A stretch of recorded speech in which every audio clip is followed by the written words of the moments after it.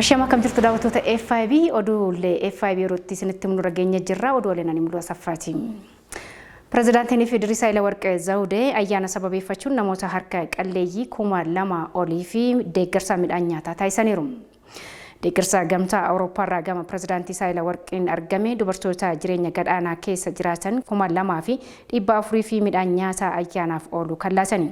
Deeggarsi kun dubartoota sadarkaa jireenya gadhaanaa keessatti argaman kanneen hojii daldalaa garaagaraa hojjechuun maatii bulchaa jiran miidhaa weerara vaayirasii koronaa irraa qaqqabe hir'isuudhaaf kan taasifame ta'uus ibsameera. Akka EBC'n gabaasetti dubartoota kanneenii fi deeggarsa midhaan nyaataa dabalataan meeshaaleen qulqullinaas laatameera. Itoophiyaatti dhimma hidha haaromsa guddicha Itoophiyaa ilaalchisee Sudaan adda addummaa jiru mariisisummaa gamtaa Afrikaatiin ni hiikama kan jedhu amantaa akka qabdu beeksisteetti. Dhimmi hidhichaa mariisummaa gamtaa Afrikaa furmaata bu'aa qabeessa ta'ee fi ariifataarraa akka ga'amu akka amantu beeksisteetti. Mariin sadanii mata duree rakkoo Afrikaanotaa fi furmaanni Afrikaanota jedhu akka itti fufuuf fedhii qabaachuu Sudaan ibsiteetti. Ministeerri dhimma alaa Sudaan ibsa baaseen murtoo fi hojimaata gamtaa Afrikaa kan dinqisiifatu ta'uus ibseera.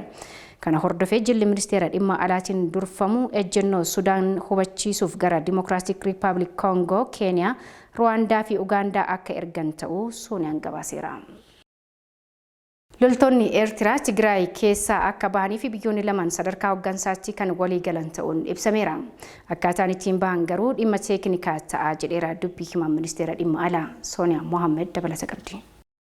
Dhimmoota waqtawaa irratti kibxataa har'a miidiyaaleef ibsaa kan laatan dubbii himaa ministeera dhimma alaa Itoophiyaa Ambaasaadar Diinaa Muftii loltoonni Eertiraa Tigraay keessaa bahuu irratti sadarkaa hooggansa biyyoota lamaanitti waliigalameera jedhan. Haa ta'u malee akkaataan itti bahan dhimma teeknikaa ta'a, dhimma waraanaas ta'a, dhimma akkamiin bahuu hangamtuu bahaa, haala akkamiin bahuu akkamiin mirkanaa'a kan jedhus teeknikaa waan ta'uuf isas achumatti dhiisuu wayya jedhan. Ambaasaadarichi jecha kanaan alatti dhimmicha irratti odeeffannoo dabalataa hin kennine. Dhimma naannoo Tigraay irratti muummee ministeera Abiy Ahmad waliin mari'achuu kan himan ministeerri dhimma alaa Ameerikaa Antooniyoo Bilinken loltoonni Eertiraa Tigraay keessa jiran atattamaan haala mirkanaa'uu danda'uu fi guutummaan guututti akka bahaniif gaafatan. Waajjirri hajaa alaa Ameerikaas ibsaa baaseen humnootni Eertiraa akkasumas kan naannoo Amaaraa rakkoo deeggarsa namoomaa dabalaa jiruuf gumaachaa jiraachuu fi sarbama mirga namoomaa raawwataa jiraachuu hime. Hidha haaromsa guddicha Itoophiyaa wal qabatee dura ta'a gamtaa Afrikaa yeroo ammaa pireezidaantii Koongoo Feeliks Tshisekediin maricha eegalsiisuun dhimmichi gama gamtaa Afrikaan furmaata akka argatuuf Itoophiyaan fedhii akka qabdu dubbii himaa ministeera dhimma alaa Itoophiyaa Ambaasaadar Diinaa Muftii himan. Ambaasaadarichi marii garsadee hidhicha Itoophiyaa, Suudaanii fi Masriin gidduutti taasifamu waggoottan lakkoofsisuu fi kanaafis sababni immoo biyyootni yaa'a gadii lamaan yeroo garagaraatti marii keessaa bahuu fi turanii deebi'uu isaanii akka ta'e himan. Biyyoonni lamaan Suudaanii fi Masri yeroo garagaraatti wayita 9 marii keessaa bahuu isaanii jijjiiramuu mariisistootaa yeroo dheeraa fudhachuu adeemsa mariif sababa isa biraa ta'uu dubbatan. Yeroo ammaatti biyyoonni 3 guutiinsa bishaanii qofaarratti akka mari'atan Itoophiyaan fedhii akka qabduu fi Suudaaniif Masri ammoo haala itti fayyadamaa bishaanichaa gara fuulduraa irratti akka mari'atamuuf cichuu isaanii himan. Gama biraatiin Suudaan biyyoonni 3 waliigalteerra osoo hin gahin Itoophiyaan guutiinsa hidhichaa kan itti fuftu yoo ta'e Itoophiyaa mana murtiitti nan himadha jechuu ishee kan gaafataman Ambaasaadar Diinaa Muftii. Kanaan duras wanta baay'eetu jedhamaa ture, hidha kana ni rukunna jedhamaa ture, kanaaf gara himannaatti ni deemna kan jedhu kan isaan baasu yoo ta'e garuu himata akkamiiti kan jedhudha kana yeroo yeroon gahu haasa'uu wayya jedhan. Guyyoota muraasa dura Suudaan Itoophiyaan guutiinsa hidhichaa yoo itti fuftee dhaabbata biyya Xaaliyaan hidha Abbayaa ijaaraa jiruu fi mootummaa Itoophiyaan nan himadha jechuun isheen ni yaadatama. Gabaasni kan BBC'ti. Giddugalli aadaa Oromoo kitaabota seenaa fi afaan irratti qopheessee ture eebbisiiseera.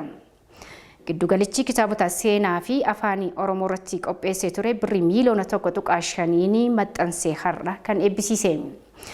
Daarektarri olaanaa giddugala aadaa Oromoo obbo Dirribaa Tarrafaa akka himanitti kitaaboleen seenaa fi afaan Oromoo irratti xiyyeeffatan ogeeyyii giddugaleessichaan qophaa'an birrii miiliyoona 1.5 maxxanfaman baay'inni isaanii 5 ta'an bakka keessummoonni adda addaa argamanitti eebbifamuusaa ibsaniiru. Kitaabileen eebbifaman kunneen seenaa Oromoo fi hundeeffama magaalaa Finfinnee, seenaa uummata Oromoo, Waarjii galmee jechoota abdii boru, dilbii afoola Oromoo jildii sadaffaa fi wiirtuu jildii 13ffaa ta'uu obbo Dirribiin himaniiru. Bulchiinsa magaalaa Naqqamteetti ayyaanni Irreechaa Arfaasaa bakka Tulluu Beellam jedhamutti abbootii gadaa fi jaarsolii biyyaatiin gaggeeffameera. Uummanni Oromoo birraa malkaatti bahee ganna bacaqii nagaan nu baaftee booqaa birraan nu geesse jechuun kan inni galateeffatu. Tagandaaqa dabalata oduu kana qindeesseera. Arwaasaroo Roobiyaawa sagal silee manee Roobiyaawa Roobiyaawa baagala of kalaa dhibee baraa of kalaa dhukkuba kana of kalaa. Bulchiinsa magaalaa Naqamteetti ayyaanni Irreechaa Arfaasaa kadhannaa Waaqaa bakka Tulluu Beellam jedhamutti abbootii gadaa fi jaarsolii biyyaatiin gaggeeffamee jira. Uummanni Oromoo birraa malkaatti bahee Waaqa isaa galateeffata. Ganna bacaqii nagaan nu baaftee booqaa birraan nu geesse galata kee jedha. Akkasumas yoo caamni dheeratee tulluutti ba'uun korma gurraacha qaluun kadhata.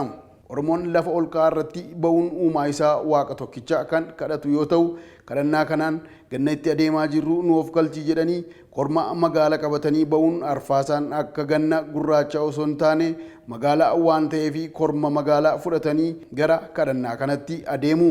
Magaalaa Naqamteetti abbootiin gadaa kadhannaa Arfaasaa kanadha kan isaan raawwatanii. Abbaa Gadaa Darajjee Dhinsaa godina Shawaa Lixaa Odaa Bisilirraa affeeramuun sagantaa kadhannaa kanarratti argaman waa'ee kadhannaa Irreecha Arfaasaa kana akkas jechuun dubbatu. Bokkaa kadhachuudhaaf bokkaan akka roobu wanti uumaa Waaqayyo lafarratti uume bokkaa malee jiraachuu waan hin dandeenyeef Arfaasaa gaa Oromoon tulluu irratti ba'ee Waaqa kadhata. Kana bokkaa kadhachuudhaaf gara kana dhufe. Yoo ilaaltan amma gadaan 5 birmadii horata michillee meelbaa roobaleedha. Gadaaleen 5 kun gaafa gadaa amma fixu bagadaa absa'u naannoo kana irratti yoo jiraate namatti dhufu birmadii sirbee dhufu kana nagaadhaan innaan farda yaabbatu taphatee fokkoree hin bushitu dandeessee biyya koo jedhee nagaadhaan deebi'ee innis mana isaatti galee korma qalata inni sunis galee korma qala.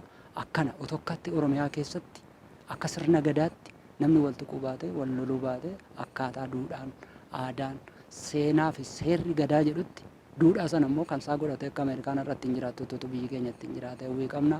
Abbaa Gadaa Waayyuu Leeqaa Naqamtee kan ta'an Asfa'uu Kabadaa immoo waa'ee Irreecha Tulluu akkas jechuun himanii jiru. Amma gaan yeroo kana waqtiin ji'ootiin bonaa dhumanii gara gannaatti yeroo deeman kana tulluutti ol ba'anii Waaqayyoon kadhachuun Irreecha Tulluu jedhama. Tokkoffaa immoo Irreechi Tulluu Irreecha Arfaasaa jedhama. Irreecha Arfaasaa jedhamee iddoon itti kabajamu tulluudhattidha. Tulluun immoo tulluudhatti ba'ame immoo waan Irreechi Arfaasaa kadhatamuu fi Waaqayyoo ulfoo ja'anii kan kaa'e keessaa tulluu lafarraa ol kaasee guddisee tulluu kana immoo yeroo uumee waan uumeef Waaqayyo immoo bareechee kan uumeef tokko dhala namaatii fi qilleensa madaallee adda addaa akka fidudha. Lammaffaa immoo bineeldonni adda addaa tulluu kana keessatti kan lubbuun kan namni ijaan agarree kan bona yeroo lafarraa bonni baa'atee lafti babbaqaqee aduu saafaa yeroo ba'u kan dhuman jiru tulluu keessattidha kan isaanii yeroo dabarfatanii. Tulluun qulqulluudha. Tulluu kana namni dhaqee Oromoon ol bahee lafti isaa jiidhaadha. Bosona adda addaa qaba. Achitti dhaqee waan biyya isaa keessa jiru yoo bokkaan soqolatee ji'a isaatti waqtii isaa eegee hin roobu ta'ee tulluutti ol bahee yaa Waaqa jiidha kee nuu kenni yaa Waaqayyoo sanyii nuyi biqilchinee gurra afurii nuu biqilchi qotiyyoo immoo gatiittii qambarrii keessatti nuu cabsedhee Waaqayyoon yeroo itti kadhatee dhugaa argatudha tulluun Irreecha Arfaasaa. Dhibee hamaa biyya mudatee fi biyyaafillee akka kadhatamuudha kan isaan dubbatanii Abbaa Gadaa Asfa'uu. Dhibeen dhukkuba COVID-19 kun biyya keenya keessatti baay'ee faffaca'eera. Oromoon immoo garaa qulqulluudhaan kadhatee dhabu Rabbi bira. Sirna gadaa kana keessatti Oromoon tulluutti bahee kan kadhatu dhukkubni akka tasaa akka balaa tokko uumamu yoo hin dhufate biyya isaa irratti kan inni ittiin kadhatee Waaqayyo isaatiin naa qabbaneessi jedhudha. Dhukkuba Koovidii kanas immoo ammayyuu Waaqayyo immoo akka nu qabbaneessu biyya keenyarraa akka nurraa kaasuudha kan tulluu kanatti baanee kadhannu. Lammaffaa immoo biyya kana keessatti immoo wal dhabdeen adda addaa tokko jiraachuu ni mala. Sirna gadaa yeroo kana keessatti gahee guddaa inni taphatu nagaa labsuudha. nagaa kan labsu immoo waaqatti ol ba'eeti. Amma yeroo si'anaa kana keessas gaaga'ama adda addaa tokko yoo jiraate iyyuu arfaasaa waqtii arfaasaa kanatti ol ba'anii isa kanas waaqayyo akka nu qabbaneessu. Namni akkaan afaan tokko dubbatu ija tokkoon akka wal ilaalu garaa qulqulluudhaan akka wal ilaalu. Wal miidhuun bu'aa hin qabu. Qabeenyaa balleessuun bu'aa waan hin qabaannee fi dhala namaatiif uumama namaatiif rakkina gara fuulduraatti waan fiduu fi isa kana waaqayyoonis immoo biyya keenya keessatti nagaan nuu bu'ee namni afaan tokkoon ta'e kan namni waan barbaadu bahee kan garaa qulqulluusaa bifa isaatiinis qabeenya isaatiin bahee yoo nagaan jiraate malee nagaadha. Nagaan labsinaa nagaa waaqayyoo nuuf habuusu. Gama birootiin abbaa bokkuu kan ta'an Misgaanuu Lammii sirna irreeffannaa kanarratti argaman akkas jechuun himuu waa'ee irreecha kadhannaa kana. Irreechi narraa irreecha kadhataati. Bokkaan caamee bonni gahee lafti babbaqaqee simbirroon horiin marga dhabee namni rakkate yeroo jedhutti arfaasaan seeraan nuuf roobu roobee nuuf biqilchu bokkaa hamaa nu hawwishu cabbii hamaa nu hawwishu lolaa hamaa nu hawwishu jennee kadhannaadhaa fi irreecha kadhatnaa waan ta'eef kadhachuudhaaf asitti waan. Sirna gadaa kana deebisnee iddoon geenye jechaa hin jirru. Dhaloonni ammatti adeemaa jiru kun immoo dhaloonni amma aadaa isaa barachaa jiru sirna gadaa isaa ijaan ilaalee waraabbataa jiru kun irra caalaatti geggeessuudhaafis ittiin buluudhaafis gara fuulduraatti cimsee itti fufuu qaban jira. Kana caalaatti sirna gadaa keenya deeffannee nagaa labsinee biyya keenya nagaa taasisnee kan wal loleefillee araara buusnee kan namaa yaadullee akka nagaa yaaduu fi waaqayyoon irratti kan kadhannu ta'a. Gabaasni kan waajjira dhimmoota kominikeeshinii mootummaa bulchiisa magaalaa Naqamteeti. Arbaasa roobiyaa waaqa sagalsiilee manee roobiyaa waaqa roobiyaa waaqa. Daawwattoota kan daawwachaa jirtan oduulee FIBT ammoo gara oduu biyya alaatti darba. Pirezidaantiin Taanzaaniyaa sirreeffamtoota seeraa 5,000 olii fi dhiifama taasisan. Pirezidaantiin Taanzaaniyaa Saamiyaa Suuluu kabaja guyyaa tokkummaa sababeeffachuun namoota mana amala sirreessaa keessa turan 5,000 olii fi dhiifama kan taasisan. Pirezidaanti Saamiyaan namoonni dhiifamni taasifamee fi hawaasatti wayitaa makaman barnoota mana amala sirreessaa keessatti argatan hojiirra akka oolchanii fi jireenya tasgabbaa akka jiraatan yaadachiisaniiru. Guyyaan kabajaa tokkummaa eebila 26/1964 Taanzaaniyaa fi Zanzibar gara tokkummaatti dhufuun Riippaabilikiin Taanzaaniyaa itti hundeeffamedha. Biyyattiitti waggaa waggaadhaan kabaja guyyaa tokkummaa sababeeffachuun namoota mana amala sirreessaa keessa jiranii fi dhiifama taasisuun kan baratamedha. Walwaraansi olloota Sudaan Kibbaa jidduutti waggoota darban raawwatame yoo xiqqaate lubbuun lammiilee Sudaan Kibbaa 400 ta'an ajjeefamuun yaadatama. Waliigalteen qondaaltota hojiirra ooluu dhabuun waraanichi bifa haaraan akka hin kaane sodaa qabaachuusaa dhaabbanni mootummoota gamtoomanii ifoomseera. Abbooma Qaasoo dabalata qaba. Gabaasni dhaabbata mootummoota gamtoomanii Sudaan Kibbaa waliigalteen baroota 2018 akkasumas bara 2020 suuta deemuu isaatiin Sudaan Kibbaa ammas walitti bu'insa hamaatee geessisuu akka danda'u sodaa qaba jedheetti jira. Rakkoo gaagama siyaasaa wal waraansaa gosummaa fi ijaarsa humnoota waraanaa qondaaltota mootummaatii fi mormitoota gidduutti adeemsifamuun Sudaan Kibbaa gara rakkoolee wal xaxaateetti akka hin geessine sodaa qabu ibseetti jira. Walwaraansi bara darbees dhaabateetti ture irra deebiidhaan akka hin kaanes akeekkachiiseetti jira. Waraanichi bifa haaraan irra deebiidhaan Sudaan Kibbaatti ni kaayyootee namootiin 100,000 ta'an hongeedhaafis saaxilamuu akka danda'an gabaasichi ibseetti jira.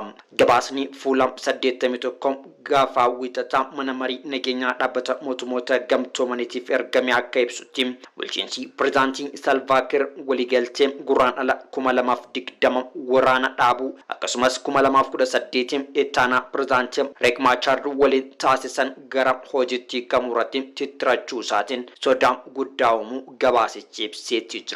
Sudaan Kibbaa abdii olaanaa horachuudhaan bara 2011 walabummaa ishee waraana cimaa booda Sudaan wajjin taasistee bara 2011ttis walabummaa ishee gonfatteetti turte. Haa ta'uyyuu malee dacheen boba'aan badhaatuun osoo oolteen buliin nageenyaaf tasgabbii dhabuudhaan wal waraansa waliinii keessa seente. Ji'oota muddee 2013 akka lakkoofsa Awuroopaatti gara wal waraansaatti kan seente Suudaan kibbaa gareen tokko pirezidaantii Salvaa Kiir jalatti gurmaa'uudhaan inni faallaa immoo pirezidaantii gosa Nuweer irraatti aangootti dhufan ittaanaa pirezidaantiidhaan Riek Maachar jalattis gurmaa'uun wal waraananii. Wal waraansa gidduu obboloota Suudaan kibbaatti yoo xiqqaate namootiin 400,000 ol akka ajjeefamanis ragaaleen ni mul'isa. Booda biyyootiin gara wal waraansa dhaabuutti kan deemte ta'us amma immoo sodaan sun irra deebiidhaan uumamaa akka jiru gabaasni kun akeekeetti jira. Rakkoolee malaamaltummaa fi nagaaf tasgabbii sirrii ta'e dhabamuudhaan biyyattii keessatti namootiin miiliyoona 8.5 ta'an wabii namoomaa gahaa akka hin qabnes gabaasni ibseetti jira.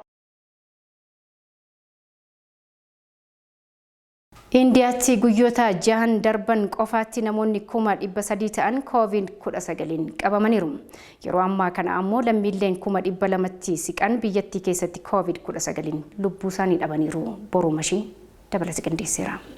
Indiyaan biyyi lammiilee biiliyoona 1 ol qabdi jedhamtu dambalii weerara COVID-19 kayyannaa lammeessootiif addunyaa waliin dhawaa jiru kanaan haala hin taane rukutamaa kan jirtu yoo ta'u, biyyattiin lakkoofsa lammiilee dhukkuba kanaan dhumanii 200,000 siqan yeroo gabaabaa keessatti horattee kan jirtu yoo ta'u, guyyoota 6 darban qofa keessatti namoonni 300,000 ta'anii weerara COVID-19 kanaan yoo qabaman humni waraana biyyattii lakkoofsa lammiilee dhumuuf jiranii kana hir'isuuf ammoo hakiimota fayyaa biyyattii waliin ta'uun tarkaanfii hatattamaa akka fudhatanillee waadaa galuun sochii eegalanii jiru. Biyyoonni gurguddoon kanneen akka United States of America, United Kingdom fi Jarmaniin fa'aa ammoo dhumaatii lammiilee Indiyaa kan rifaatu addunyaa uume kana hir'isuu fi gargaarsa meeshaalee wal'aansaatii fi qorichaa taasisuu fi yoo waadaa galan abbootiin qabeenya biyyattii garuu biyyattii gadi dhiisanii baqachuu eegaluun isaanii yaaddoo guddaas biyyattiitti uumee jira. Awustiraaliyaan ammoo balalliiwwan gara biyya isiitti Indiyaan taasiftu guutumaan guututti kan ittiste yommuu ta'u, yoonni dhiyeenya ollaa Indiyaatti argaman hedduun illee ammoo karra isaanii cufachuu fi akka jiranillee sodaa uume akka jirus gabaafamaati kan jiru. Hoogganaan dhaabbata fayyaa addunyaa Dr. Tewoodiroos Adhaanoom Gabrayyesuus ammoo yeroo ammaa kanatti biyyatti addunyaa irraa lakkoofsa uummataa hedduu qabdu Indiyaan haala hamaa keessa jirti kan jedhan yoo ta'u, wanti biyya lakkoofsa uummataan sadarkaa lammeessoo addunyaa irraa qabdu Indiyaa keessatti yeroo ammaa kana ta'aatiin jiru daraan kan qalbii namaa cabsuudha jechuun ibsa dhiyeenya kana dhimma fayyaa addunyaa irratti ogeessotaaf kennaniin addeessanii jiru. Hooggantoonni paartiilee siyaasaa Indiyaa keessa socho'an hedduun ammoo tarkaanfii mootummaan biyyattii fudhataatiin jiru irraa quufintaa akka hin qabne ibsaa kan jiran yoo ta'u, pirezidaantiin paartii mormituu Sooniyaa Gaandiin kan paartii koongireesii hooggantu ammoo weerarri COVID-19 weerara nuyi fi isin gidduutti deemaa jiru adoo hin taane mootummaan qajeelcha fayyaa addunyaa hordofuun caasaalee fayyaa biyyattii irratti qajeelfama sirrii baasuun dhumaatii lammiilee biyya teenyaa oolchuu qaba jechuun akeekanii jiru. Nutis ammoo akka paartii mormituu dhimma waloo kan fayyaa waloo kennaa miidhu waliin irratti hojjanna jechuun kan ibsan Sooniyaan lolli kenna yeroo fi waraana guddaa lammiilee keenya nu harkatti fixaatiin jiru COVID-19 waliin ta'uu qaba jechuun gaaffii fi deebii Indiyaan Express waliin godhan irratti addeessanii jiru. Ebila 27 tana qofa keessatti iddoo addaa Delhii jedhamu keessatti garaagarummaa sa'aatii wan muraasaa keessatti lammiileen 1,000 du'aniiru jechuun gabaasni addaa bawaa kan jiru yommuu ta'u, qorannoon dhaabbata NDTV Network akka gabaasetti ammoo lakkoofsi lammiilee du'anii kan karaa qaamolee mootummaatiin addeeffamaa jiru kan dhugaa lafa jiruun wal caaluu danda'u akka malus addeessuun akka gabaasni tamsaasa gabaasichaa ibsutti ammoo gabaasni Delhiitti namoonni 1,000 COVID-19 qabamanii du'aniiru jedhuuyyuu 1,150 caala jechuun addeessee jira. Manni qopheessaa magaalaa Delhii ammoo gabaasa wixata kaleessaa kana baaseen qorannoo ebla 18 kaase hanga 24tti taasifameen lammiileen 3,990 COVID-19 qabamaniiru. Isaan keessaa ammoo namoonni 1,938 ta'an du'aniiru jechuun addeessee jira. Magaalaa Delhii qofa keessatti reeffi namoota COVID-19 du'anii yeroo gubatu bal'inaan mul'ataa kan jiru yoo ta'u, lammiileen biyyattii haala nama suukkanneessuun miidhaa COVID-19tiin hubamaa akka jiran suuraawwan miidiyaalee idilee addunyaa irratti naanna'aa jiran ammoo bal'innaan qabatanii ba'anii jiru. Tatamsa'imna dambalii weerara COVID-19 biyyattiitti heddummaatu kanaaf ammoo dhaabbileen siyaasaa biyyattii keessatti mormuudhaan socho'aatiin jiran mootummaa biyyattii qeeqaa kan jiran yoo ta'u sababni filannoo naannoo torbaanota dura gaggeeffamee fi festivaaliin hinduu ta'uu akeekuuni bu'aan filannoo naannoo shanii kan akka lixa bengaalii tamliinaaduu karaalaa fi asam keessatti gaggeeffame qofti kan lakkaa'ame yommuu ta'u naannoo birootti gaggeeffame ammoo sababa weerarri kun hammaateef jecha adoo hin lakkaa'amin akka jiruuf filannoon yeroo sanitti gaggeeffame ammoo biyyattiifillee bu'aa kamuu akka hin galmeessin dhaabbileen siyaasaa biyyattii qeequu irratti argamu. Hoogganaan fandii investimentii kallattii kan Raashiyaa Kiriil Maatiif ammoo dhaamsaa dhufu guyyaa tokko irraa eegaluun gargaarsi Raashiyaan Indiyaaf taasistu imaluu eegala jechuun talaalliin Raashiyaan Sputnik V akka taasifamu bakka bu'aan tajaajila oduu interfax wabeeffachuun CNN gabaasee jira. Biyyoonni addunyaa warri afaan kuunillee ammoo Indiyaa gargaaruu fi harka isaanii bal'ifachuu akka qaban dhaabbileen chaaritii addunyaa gaafataa kan jiran yommuu ta'u lakkoofsi lammiilee du'anii fi kan COVID-19 qabamanii Indiyaa keessatti haala kanaan kan itti fufu yoo ta'e lammiilee addunyaatiif illee balaan kun kan dhaqqabu ta'uu miidiyaaleen adda addaa gabaasuu irratti argamu. Kiini TV, Reuters, Al Jazeera fi CNN madda odeeffannoo godhachuun gabaasa kana qopheessinee jirra. The international community is stepping in to help India as it battles a devastating second wave of COVID-19. Biyya Xaaliyaan keessatti namichi nama waliin jiraachuun nagaa jechuun qofa isaa odolarra jiraachaa ture ari'ame. Manguddoon umurii 81 waggaa 32 ture namarraa adda bahuudhaan odola biyya Xaaliyaan jirurra keessa kan jiraataa ture. Beenyaa Shiramuu dabalataa qindeeffateera.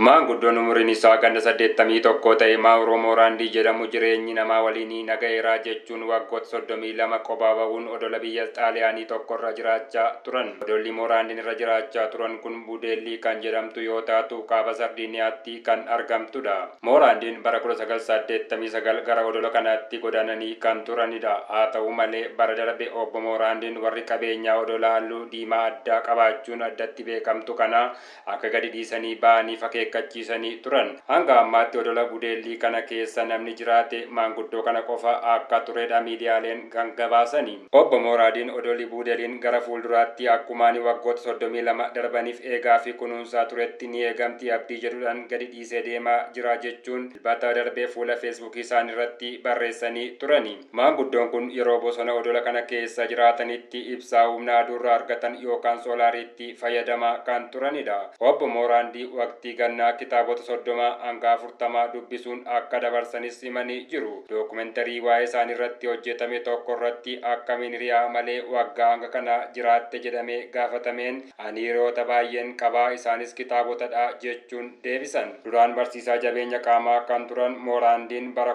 2018 keessa BBC Outlookitti yeroo dubbatanitti ani yeroo hundaa fincilaa fi waan adda ta'een hojjedha jedhanii turan. Obbo Morandiin maaliif waa'ee namaa nagayeeraa jedhanii akka kophaa ba'an wayita gaafatamanitti waa'ee hawaasa keenyaa waa'ee duusaa nuffeeraa safuu fi aadaa isaa gadi dhiiseeraa haamileen isaas kufeeraa jedhan. Hawaasni keenya waanuma callisteerra keessa miidhagdu yookaan calakkistuuf kaka'ee du'aa kun na jibbisiiseeraa siyaasni Xaaliyaanii bukaan illee natti hin tolu natti hadhaayeras jedhu Obbo Morandiin. Kana waan ta'eef uumamaa waliin caalaa walitti dhiyaachuun addunyaa callistee calakkistu taate kanarraa fagaachuu akka barbaadanis himu. Kanaafan jireenya haarawaa barbaadee gara odola nama hin qabneetti godaanes jechuun dubbatu Obbo Morandiin. Jalqaba yeroo namarraa adda ba'anii jiraachuuf yaadanii innii fi hiriyoonni isaa dura gara bakka Laamaadaaleenaa jedhamtu tokko deemuudhaan hojii hojjechuun maallaqa walitti qabachuuf murteessan. Haa ta'u malee yeroo odola Budeellii ga'an eegdonni odola kanaa gadi dhiisanii deemaa waan jiraniif soorama